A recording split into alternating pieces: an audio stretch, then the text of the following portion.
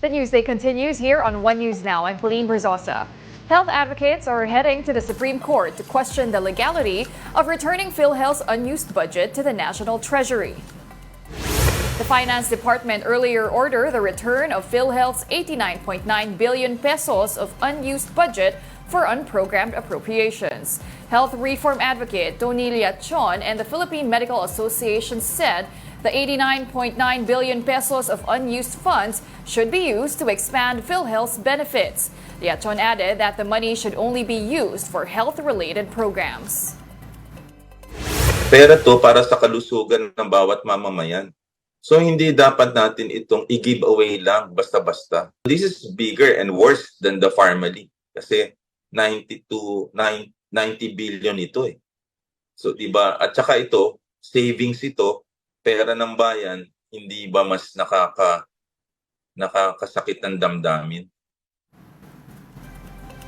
Former Finance Undersecretary Magno says they are gearing up to file a petition to challenge the legality of the transfer of PhilHealth funds. Here's an excerpt from her interview on The Big Story. I want to take off from your interview to our sister program StoryCon just this afternoon, and I want to take off from the point from what you said that you are getting ready to file a case at the Supreme Court to challenge this DOF circular. First of all, who is we? Who's part of your group? We're still finalizing our list, but that includes our organization Action for Economic Reforms, various groups of civil society, including beneficiaries of PhilHealth.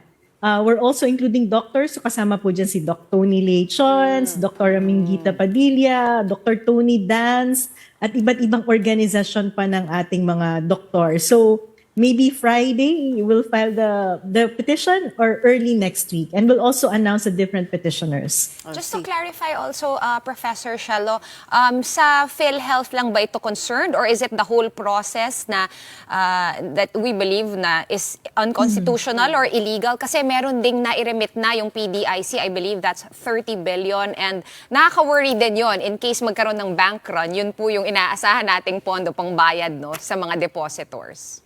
Right. Specifically for the legal case, this will pertain to the added provision in the General Appropriations Act. So it will cover all transfers that were done from the GOCC to the Department of Finance. We're basically questioning the constitutionality of that provision because the Constitution prohibits rider provision. And from our perspective, ito pong dinagdag na provision ng ating bicameral committee ay rider provision dahil siya ay essentially nag-a-amend ng napakaraming batas na tinatamaan dito sa ginawa nilang kautusan sa Department of Finance. And to be clear, who is the defendant here? Is it the it will be the executive branch on the basis of issuing a circular, and then we're also going to be questioning the constitutionality of that provision, so Congress, that provision of the GAA. Okay. Professor, siguro katanungan sa isipan ng marami is, why does PhilHealth have 89.9 billion pesos in excess funds? Ang sabi ng PhilHealth, this does not come from contributions but from government subsidy. So does that mean that there was an overestimate in terms of those subsidies? Well, there are two sources of funds for PhilHealth. One is from the premium, from the contribution of individuals who are members of PhilHealth who can afford to pay the premium. The other source of fund for PhilHealth are the subsidies that would come from the payment or share of taxes from the tax on tobacco, alcohol, and the sugary beverages. Vice President Sara Duterte clarified her earlier statement about being the designated survivor. The Vice President previously cited this reason for not planning to attend President Bongbong Marcos's Third State of the Nation Address, or SONA. VP Sara said she was not joking about it, but it is also not a threat to anyone's security. Dili to siya joke. Dili po to siya bang threat. I think many missed the point. So, para sa ako, wala ka kasabot the first time, I don't think you deserve an explanation. VP Sara will also meet incoming DepEd Secretary Sonny Angara for the first time today. The two will discuss the appointment of the new DepEd officials. This comes after the resignation of 5 DepEd officials, including its spokesperson and Chief of Staff, Michael Poa. We'll be back with more stories after the break. Keep it here on One News.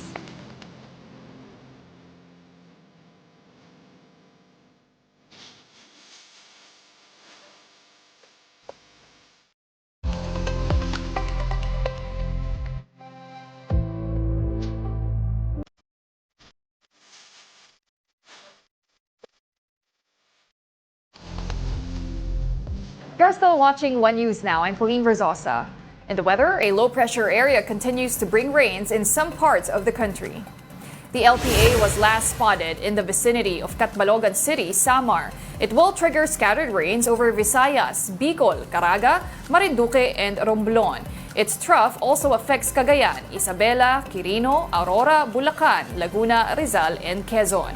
Meanwhile, the southwest monsoon or habagat may cause scattered rains in several areas. These include Metro Manila, Bataan, Zamboanga, Barm, northern Mindanao, and the rest of Calabarzon and Mimaropa. Due to flooding, Maguindanao del Sur has declared a state of calamity across the province. The provincial government reported that at least 17 of Maguindanao del Sur's 24 towns were flooded. Cavite City is now under a state of calamity because of the fire that hit 2 barangays over the weekend. Almost 1,000 families are currently staying in evacuation centers after they lost their homes to the fire. The investigation into the possible cause of the fire is still ongoing. The local government has prepared 2 more evacuation centers for the affected families. However, authorities are struggling to convince affected residents to transfer to one of these evacuation centers.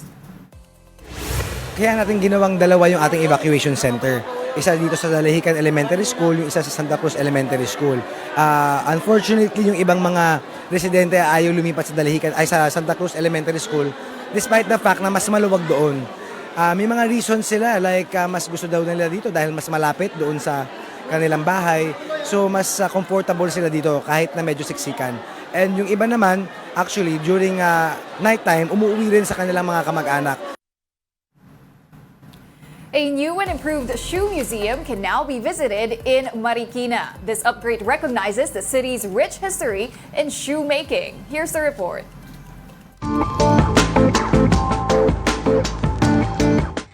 Kilala ang lungsod ng Marikina dahil sa mga high-quality na sapatos, hindi lang local, pati internationally.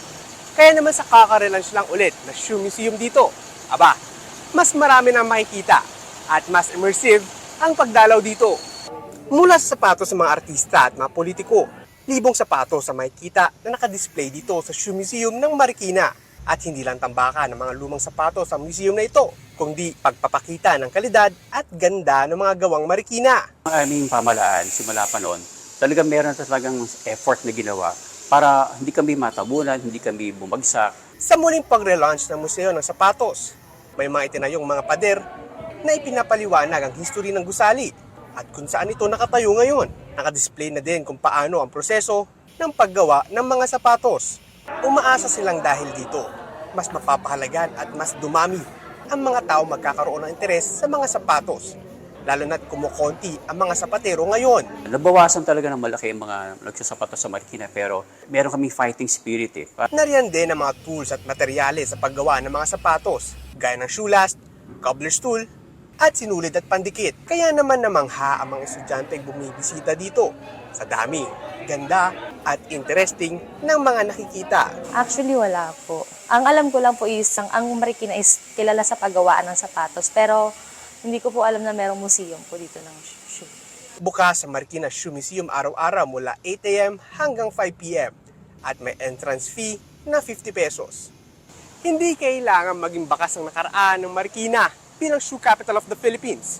Sana, lagi natin itong pahalagahan. Mobile Journal, Ivan Taringki po hatid ang muka ng balita. And those are the top stories of the hour this Thursday. I'm Pauline Verzosa. We are One News.